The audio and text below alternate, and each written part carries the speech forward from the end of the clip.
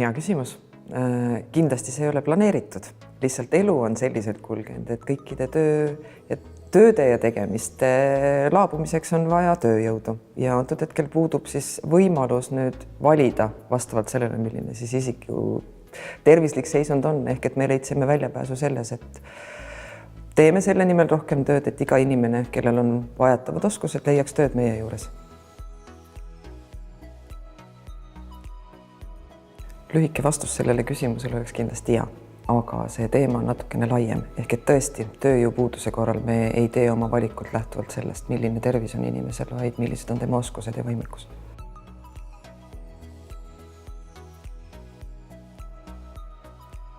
Jah, me oleme pidanud tegema kohandusi, mis tähendabki seda, et läheneme igale inimesele ja siis tema, probleemidele isikuliselt.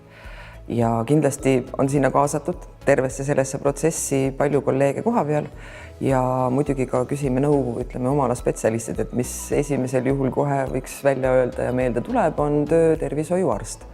Ehk et kuna meil mitte kellelgi ei ole meditsiinilist haridust ja meil puudub ka võimalus, oma analüüse teha, siis kohe kindlasti esimesel, võimalusel võtame ühendust töötervishoiuarstiga ja küsime, et millised riskid võivad kaasneda siis antud vaeguse puhul.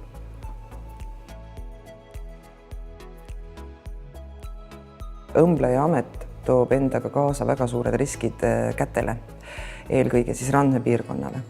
Et need töötajad, kellel on siis töövõime vähenemine, õmblejad siis nimelt, ja kellele töötervishoiuarst on soovitanud või siis määranud kandmiseks randmeortoosid, siis tõesti siinkohal Töötukassaga tegime koos ühe projekti ja need töötajad, kes vajasid seda, said kenasti ka proovida erinevaid ortoose ja lõppkokkuvõttes said need ka hüvitatud Töötukassa poolt.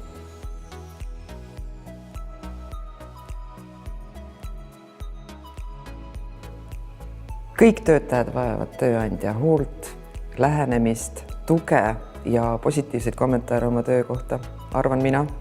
Ehk et kohe kindlasti ja julgen väita, et meie ettevõttes ei olene isiku tervises see, mil viisil ta saab tähelepanu või mil viisil temaga tegeletakse.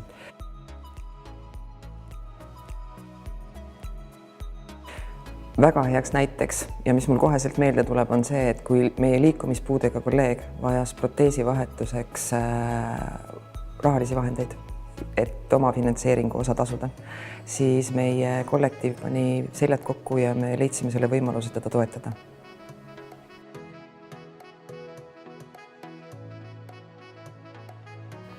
Kohe kindlasti soovin ma kõikidele edu ärilistes tegemistes ja mainin ka kindlasti siia lõppu, et kui värbamisprotsess on algusjärgus, siis kutsun kõiki üles olema avameelsed ja avatud, nii mõlemalt poolt ehk et tööandjad ja ka tööotsijad, mis tähendab seda, et kui kõik riskid saavad ära selgitatud, ära põhjendatud ja läbi räägitud värbamisprotsessi alguses, siis on ka hiljem vähem riske, millega tuleb silmitsi seista.